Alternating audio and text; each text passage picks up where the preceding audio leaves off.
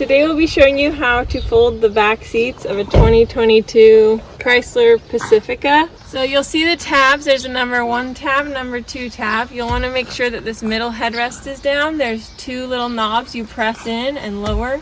You'll first want to pull the number 1 tab. It will lower this headrest, and then you'll pull and you'll bring the seats down.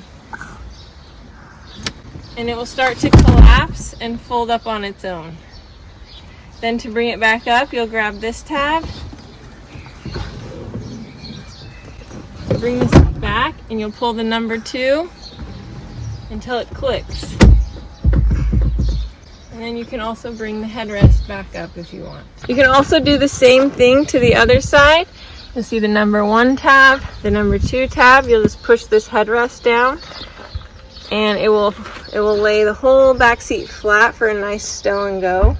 Don't mind the mess of our children. Thanks for watching Big Al Repairs. Hopefully you'll subscribe.